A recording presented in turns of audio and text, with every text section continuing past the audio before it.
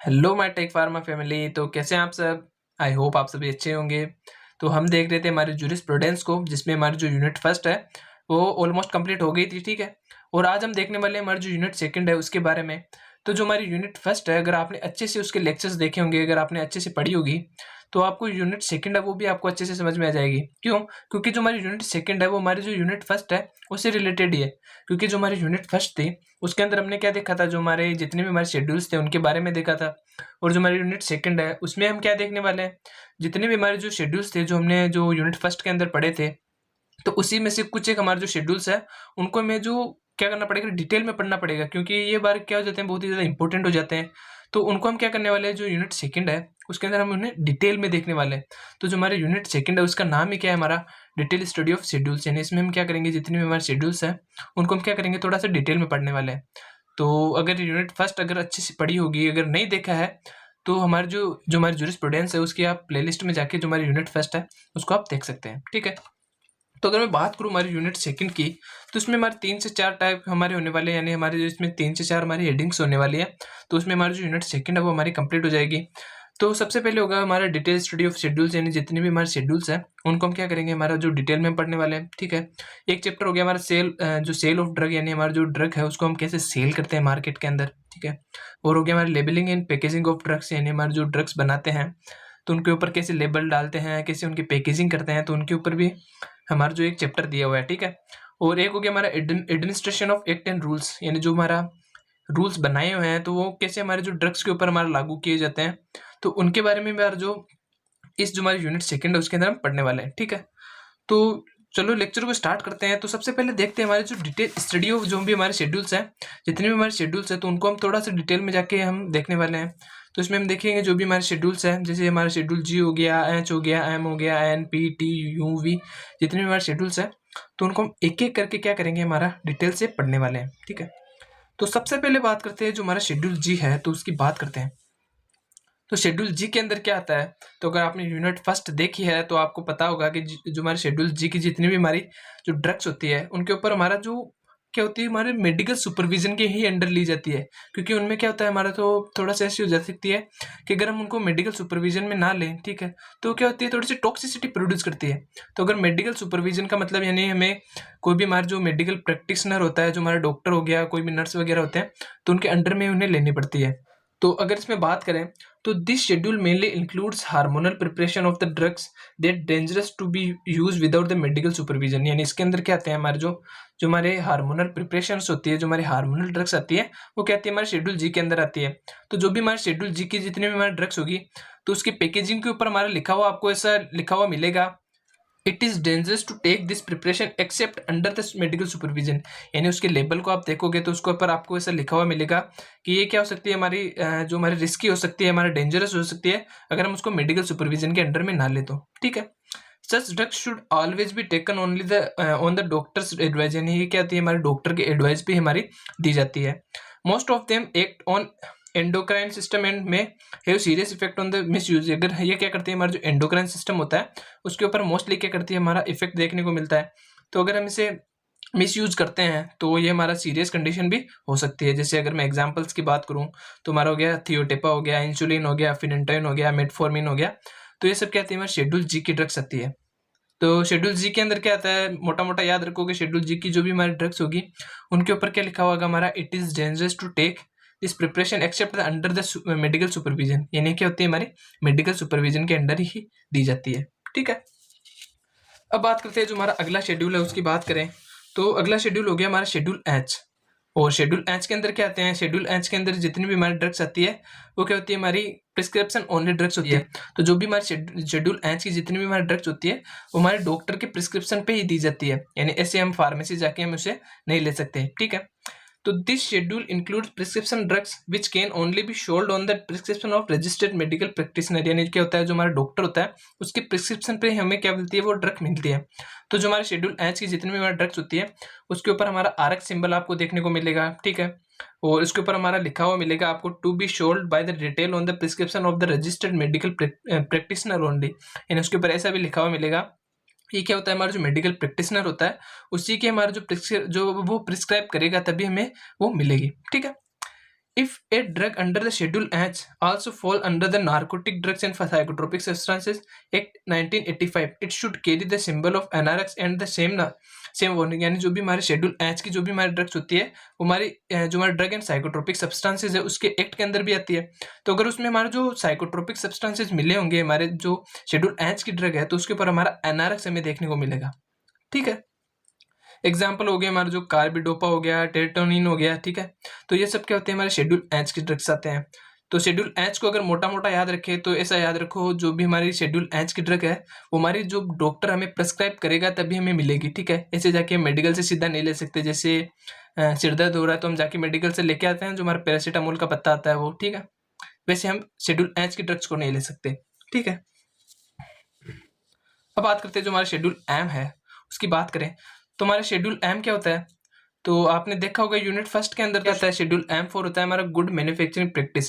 यानी कोई भी हम अगर इंडस्ट्री वगैरह लगाते हैं, हमारी फार्मा कंपनी खोलते हैं तो हमारा कौन कौन सी हमारे प्रोसीजर हमें फॉलो करना पड़ता है, कौन कौन सी रिक्वायरमेंट होती है, कौन कौन सी इक्विपमेंट हमें यूज करने पड़ते हैं, तो उन सब की डिटेल कहाँ मिलेगी, हमारे शेड्यूल एम के अंदर मिलेगी।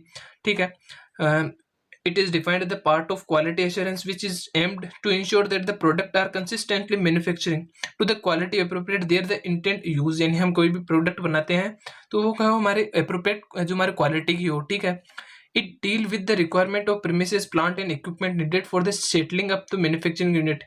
यानी कोई भी हम ड्रग का मैन्युफैक्चरिंग करते हैं तो उनके रिक्वायरमेंट क्या क्या होती है, हमारे जो प्लांट की रिगार्डिंग होगी, हमारे इक्विपमेंट की रिगार्डिंग होगी, तो उन सब की डिटेल कहाँ मिलेगी, हमारे शेड्यूल एम के अंदर मिलेगी। तो इसको भी हमारे दो पार्ट के अंदर हमारा डिवाइडेशन किया हुआ है। ठीक है, requirement for premises and material, यानी हमारे कौन कौन से हमारे जो मटेरियल हमारे यूज होते हैं। ठीक है, और हमारी कौन कौन सी हमारी रिक्वायरमेंट होती है। ठीक है, तो ये सब हो गया हमारा location, building, premises, water supply. ठीक है, तो इन सब का होना बहुत ही ज़्यादा जरूरी है। ठीक है, तो ये सब आप देख लेना, आपको नोट्स में मिल जाएंगे। और भी देखें तो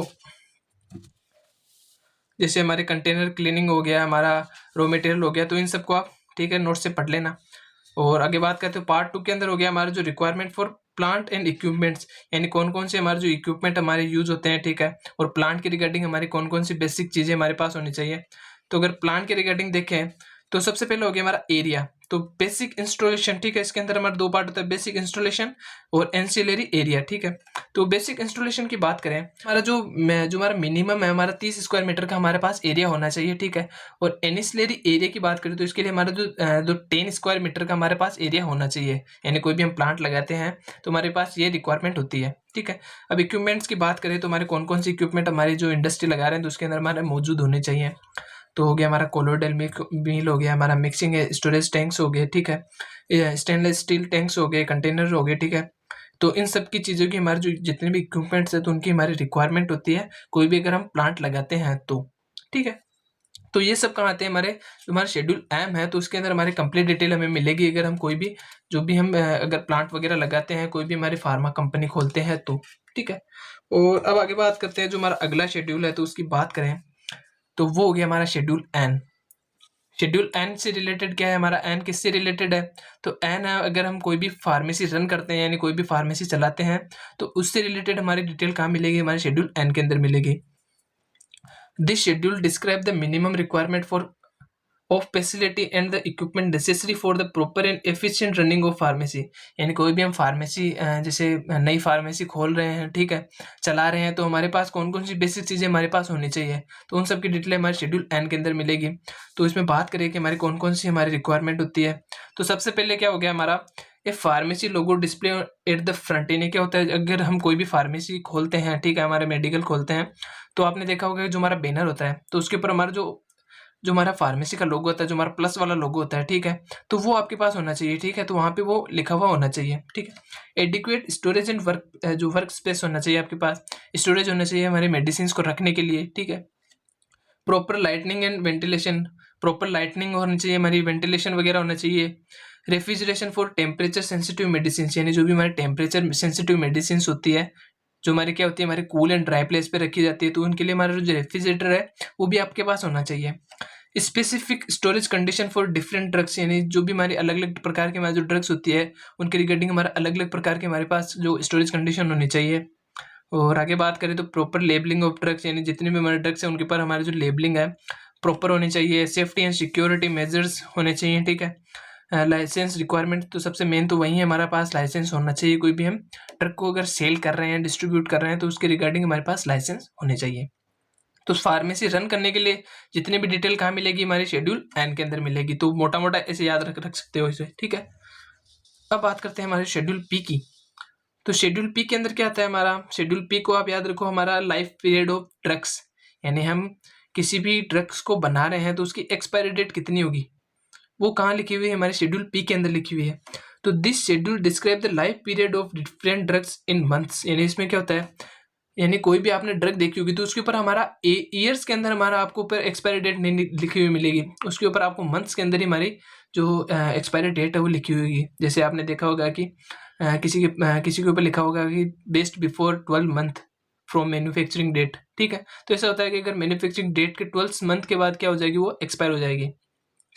तो कुछ एक एग्जांपल्स की बात करें तो जो हमारा एम्फिसिलिन हो गया, उसकी एक्सपायरी डेट क्या होती है, हमारी 36 मंथ्स की होती है, ठीक है। जो हमारा एड्रामाइसिन हो गया, उसकी जो 30 मंथ्स की होती है, ठीक है। तो ये सब हो गए हमारे शेड्यूल पी के अंदर क्या होते हैं, जितनी भी हमारी ड्रग्स होती है तो उनकी हमारी जो लाइफ पीरियड होगी, जो उसकी एक्सपायरी डेट होगी, ठीक है, यानी कितने दिनों में वो एक्सपायर होगी, तो वो सब क्या होगी, हमारे शेड्यूल पी के अंदर मैंशन होती है, ठीक है। और शेड्यूल P1 की बात करें तो शेड्यूल P1 के अंदर आता है कि हमारी जो कोई भी टेबलेट बना रहे हैं तो उसकी पैक साइज क्या होगी, यानी उसके अंदर कितनी ड्रग्स आएगी, ठीक है। तो जैसे एग्जांपल की बात करें तो जो हमारी एस्प्रिन की ड्रग आती है, जो हमारी टेबलेट आती है, उसके अंदर क्या होती है, हमारे जो हमारी 14 टेबलेट आपको देखने को मिलेगी, ठीक है। वहीं पे जो हमारी ग्लिसराइल नाइट्राइल जो ट्राइनाइट्राइल की जो हमारी कैप्सूल्स आती है, उसके अंदर हमारे जो 25 कैप्सूल उसके अंदर देखने को मिलेगी। तो हमारे शेड्यूल पी के अंदर ये लिखा हुआ है कि जो हमारी कौन सी ड्रग है वो कितनी क्वांटिटी के अंदर आएगी, तो वो सब कहाँ मिलेगा, हमारे शेड्यूल पी के अंदर मिलेगा, जो हमारा P1 है, ठीक है। अब आगे बात करते हैं जो हमारा अगला शेड्यूल है, तो उसकी बात करें तो वो हो गया हमारा शेड्यूल टी। शेड्यूल टी को याद रखो आपने, अपने जो ट्रेडिशनल मेडिसिन होते हैं, ट्रेडिशनल के अंदर आते हैं जो हमारे आयुर्वेदा, सिद्धा, यूनानी मेडिसिन होते हैं, तो उनकी रिगार्डिंग, उनकी मैन्युफैक्चरिंग के रिगार्डिंग जितनी भी हमारी डिटेल है वो कहाँ मिलेगी, हमारे शेड्यूल टी के अंदर मिलेगी। जैसे इसमें हो गया जो प्रीमिसेस एंड प्लांट रिक्वायरमेंट है, हमारे आयुर्वेदिक मेडिसिन बनाने के लिए हमारे प्लांट्स के अंदर क्या क्या रिक्वायरमेंट होती है, उनके क्वालिटी कंट्रोल के रिगार्डिंग हमें क्या क्या कौन कौन सी हमारी चीज़ें हमें प्रोवाइड करवानी पड़ती है, इक्विपमेंट एंड मशीनरी कौन कौन सी इक्विपमेंट हमें यूज़ होंगे, हमारी मशीनरी कौन कौन सी यूज़ होगी, storage and packaging, document and records, तो इन सब की डिटेल कहाँ मिलेगी, हमारे शेड्यूल टी के अंदर मिलेगी। और अगले शेड्यूल की बात करें तो हमारा शेड्यूल यू। अब शेड्यूल यू के अंदर क्या आता है, इसके अंदर आते हैं हमारे रिकॉर्ड्स एंड डॉक्यूमेंट्स, यानी जितने भी हमारे रिकॉर्ड्स होते हैं, अपने डॉक्यूमेंट्स होते हैं, उनकी सबकी डिटेल कहाँ मिलेगी, हमारे शेड्यूल यू के अंदर मिलेगी। यानी फार्मेसी से रिलेटेड कितने भी हमारे जो डॉक्यूमेंट है और रिकॉर्ड की डिटेल शेड्यूल यू के अंदर मिलेगी। जैसे की elements of schedule U includes batch manufacturing records, raw material records, quality control records, जितने भी रिकॉर्ड्स हैं वो हमारे शेड्यूल यू के अंदर हमें देखने को मिलेंगे। स्टैंडर्ड ऑपरेटिंग प्रोसीजर, यानी इसमें मिलेगा कि कोई भी हम ड्रग बना रहे हैं तो उसके रिगार्डिंग हमारे जो स्टैंडर्ड ऑपरेटिंग जो प्रोसीजर है, यानी कैसे हम कोई भी ड्रग को बनाते हैं, तो उनका प्रोसीजर भी कहाँ मिलेगा, हमारे शेड्यूल यू के अंदर मिलेगा। स्टेबिलिटी टेस्टिंग रिकॉर्ड्स, यानी जितनी भी हम कोई भी ड्रग की टेस्टिंग करते हैं तो उनके रिगार्डिंग जो भी रिकॉर्ड्स है वो कहाँ मिलेंगे, हमारे यू के अंदर मिलेंगे। डिस्ट्रीब्यूशन रिकॉर्ड, तो इन सब का रिकॉर्ड हमें यहाँ से लेना पड़ेगा, ठीक है। और अब आगे बात करते हैं जो हमारा शेड्यूल वी है, तो उसकी बात करें तो शेड्यूल वी फॉर हमारे वीआईपी मेडिसिन। तो वी फॉर आप याद रखिए वीआईपी मेडिसिन। तो वीआईपी मेडिसिन कौन सी होते हैं, जो हमारे पेटेंट एंड प्रोप्राइटरी मेडिसिन होते हैं उन्हें हम क्या बोलते हैं, हमारे वीआईपी मेडिसिन बोलते हैं। तो हमारे जो शेड्यूल वी की जितनी भी हमारे ड्रग्स है, ठीक है, तो उनके स्टैंडर्ड्स के रिगार्डिंग जितनी भी हमारी डिटेल है वो कहाँ मिलेगी, हमारे शेड्यूल वी के अंदर मिलेगी। It basically outline the standard for vitamin and mineral preparation है। इसके अंदर क्या आता है, जो हमारे विटामिन होते हैं, हमारे मिनरल्स होते हैं, तो उनके रिगार्डिंग जो भी हमारे स्टैंडर्डाइजेशन जो हमारे प्रोसेस होते हैं, तो उनके रिगार्डिंग हमें शेड्यूल वी के अंदर देखने को मिलेगी, ठीक है। जैसे के अंदर क्या क्या आता है तो उसकी बात करें तो स्टैंडर्डाइजेशन ऑफ डोजेज, यानी कोई भी ड्रग बना रहे हैं तो उसका स्टैंडर्डाइज प्रोसीजर क्या होता है। क्वालिटी रिक्वायरमेंट्स, क्या क्या हमारी क्वालिटी की रिक्वायरमेंट्स होती है उनके बारे में यहाँ पे हमें वीक के अंदर देखने को मिलेगा। लेबलिंग रिक्वायरमेंट, कैसे हम जो हमारा उसका लेबल है वो प्रिपेयर करेंगे। थेरेपेटिक यूज स्टैंडर्ड्स, क्या क्या उसके थेरेपेटिक यूज होने चाहिए, तो उन सब की डिटेल हमारे शेड्यूल वी के अंदर हमें मिलेगी, ठीक है। तो वी को याद रखो, वीआईपी का मतलब हो गया जो हमारे पेटेंट एंड प्रोप्राइटरी मेडिसिन होती हैं, ठीक है। अब आगे बात करते हैं जो हमारा शेड्यूल एक्स है। अब शेड्यूल एक्स का मतलब होता है जो हमारे साइकोट्रोपिक और जो हमारे नार्कोटिक सब्सटेंसेस होते हैं वो कहाँ आएंगे, हमारे शेड्यूल एक्स के अंदर आएंगे। तो शेड्यूल एक्स के अंदर जितनी भी हमारी ड्रग्स होती है वो क्या होती है, हमारी हैबिट फॉर्मिंग होती है। तो इसका हमारा जो मैन्युफैक्चरिंग होती है, ठीक है, या उसके सेल करते हैं, तो वो क्या होती है, हमारा थोड़ा सा स्ट्रिक्टली हमें रूल फॉलो करने पड़ते हैं। तो इसके लिए हमारा जो हमारी गवर्नमेंट है उसने हमारा जो शेड्यूल एक्स के रिगार्डिंग हमारा एक एक्ट बनाया हुआ है, जो हमारा ड्रग एंड कॉस्मेटिक एक्ट है 1940, वो क्या करते हैं, इसे रेगुलेट करता है, ठीक है।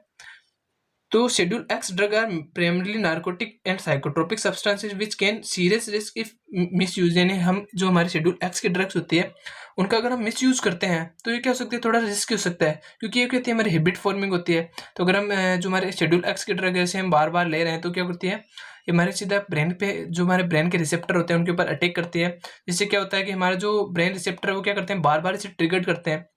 तो इसे हम बार बार लेंगे तो हमारी बॉडी के लिए क्या होगा, हमारा हार्मफुल होगा। तो इसके लिए हमारे क्या है, हमारे स्ट्रिक्ट जो हमारे रूल्स हैं वो बनाए हुए हैं और उन्हें हमें फॉलो करना पड़ता है, ठीक है। तो शेड्यूल एक्स हो गया हमारा नार्कोटिक एंड साइकोट्रोपिक सब्सटेंसेस, ठीक है। और आगे बात करते हैं जो हमारा शेड्यूल वाई है, तो उसकी बात करें तो शेड्यूल वाई के अंदर आते हैं जितने भी हमारे जो ट्रायल्स वगैरह होते हैं, कोई भी न्यू ड्रग्स बनाते हैं तो उसके रिगार्डिंग हमारे जितने भी ट्रायल वगैरह होते हैं, जो हमारे क्लिनिकल ट्रायल्स होते हैं, तो उनकी डिटेल कहाँ मिलेगी, हमारे शेड्यूल वाई के अंदर मिलेगी। यानी कैसे हमारे जो ट्रायल्स होंगे, कौन कौन सी हमारी रिक्वायरमेंट होगी, कौन कौन सी हमारे फेजेस होंगे, तो उन सबकी डिटेल कहाँ मिलेगी, हमारे शेड्यूल वाई के अंदर मिलेगी। और जो हमारे जो ट्रायल्स क्यों करते हैं, ताकि जो हमारी ड्रग बन रही है वो क्या हो, हमारी उनकी सेफ्टी अच्छी हो, ठीक है, उनकी एफिकेसी अच्छी हो, जो हमारे एथिकल मैनर के अंदर क्या हो, हमारी जो ड्रग बन रही है, ठीक है। अब इसकी बात करें कि जो हमारे शेड्यूल वाई के अंदर क्या क्या आते हैं, तो उनकी बात करें तो एप्लीकेशन फॉर क्लिनिकल ट्रायल्स, यानी जो हमारे कौन कौन से एप्लीकेशन होते हैं हमारे क्लिनिकल ट्रायल के रिगार्डिंग, और फेजेस ऑफ क्लिनिकल ट्रायल, कितने हमारे फेजेस के अंदर हमारे क्लिनिकल ट्रायल्स होंगे, कोई भी न्यू ड्रग बनाते हैं तो, ठीक है। एथिकल जो हमारे गाइडलाइंस हो गए और गुड क्लिनिकल प्रैक्टिस हो गई, ठीक है। Data reporting and record keeping, जितने भी हमारा डाटा है उसके रिगार्डिंग हमें जो रिपोर्ट बना के कैसे देनी है, ठीक है, कौन कौन से हमारे रिकॉर्ड हमें बनाने पड़ेंगे।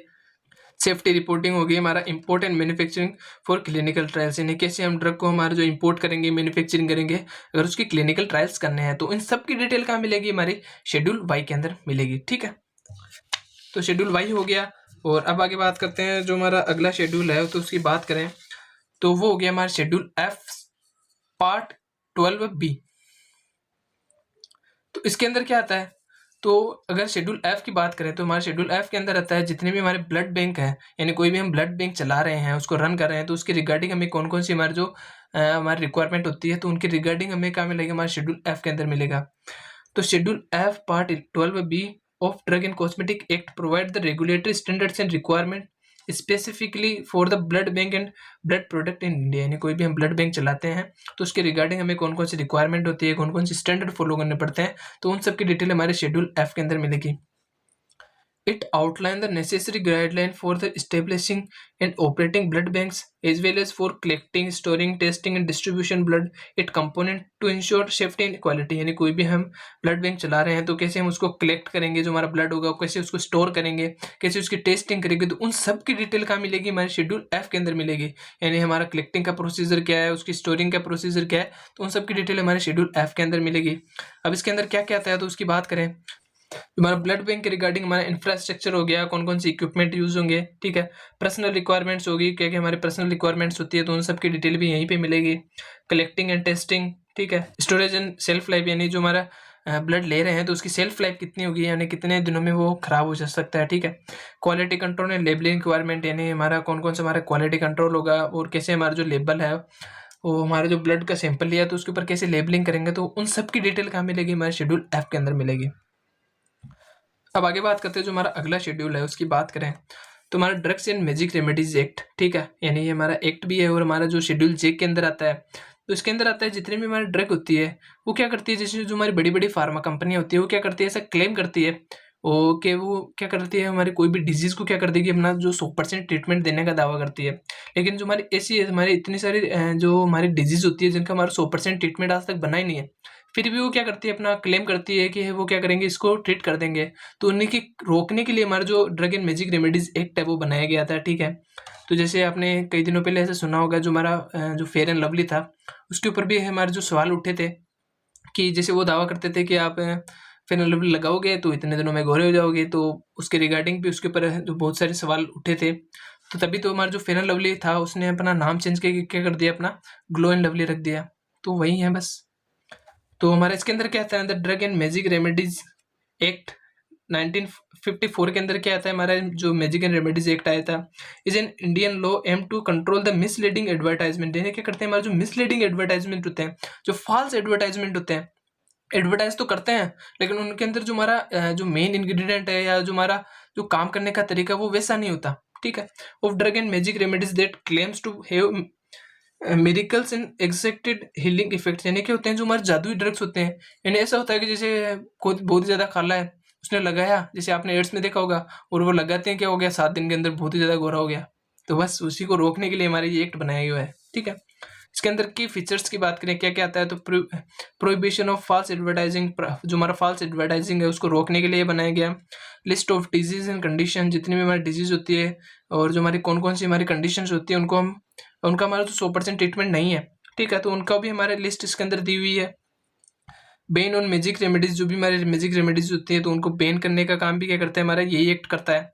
पेनल्टीज फॉर वॉयलेंस, यानी जो भी अगर इसे बनाता है, इस ड्रग्स को बनाता है, उनके रिगार्डिंग जो भी हमारी जितनी भी पेनल्टीज है तो उनकी भी डिटेल कहाँ मिलेगी, हमारे शेड्यूल जो हमारा drug and magic remedies act है तो उसके अंदर हमारे ये सब हमें देखने को मिलेगा, ठीक है। तो जो हमारी यूनिट फर्स्ट का जो हमारा फर्स्ट लेक्चर है तो उसी को यहीं पे कंप्लीट करते हैं, और आगे हम देखने वाले जो हमारा सेल ऑफ ड्रग है तो उसके बारे में देखेंगे। जो हमारा जितने भी हमारे शेड्यूल्स हैं उनको हमने डिटेल में देख लिया, और अब देखेंगे आगे देखेंगे हमारा जो सेल ऑफ ड्रग है, कैसे हमारा जो ड्रग है उसका सेल होता है, होलसेल हो गया, रिटेल हो गया, रिस्ट्रिक्टेड लाइसेंस के कौन कौन से हमारे जो लाइसेंस है वो रिस्ट्रिक्टेड होते हैं, तो उन सब की डिटेल कहाँ पढ़ेंगे, तो हमारा अगला लेक्चर आने वाला है तो उसमें हम कंप्लीटली देखेंगे, ठीक है। तो वो इस यूनिट के नोट्स आपको डिस्क्रिप्शन बॉक्स में मिल जाएंगे, तो वहां से जाके आप इजीली डाउनलोड कर सकते हैं। तो मिलते हैं अगले लेक्चर में, तब तक के लिए टेक फार्मा फैमिली से बने रहें। अगर फॉलो नहीं किया है तो जल्दी से जाके सब्सक्राइब करके टेक फार्मा फैमिली का परमानेंट मेंबर बन जाए, ठीक है।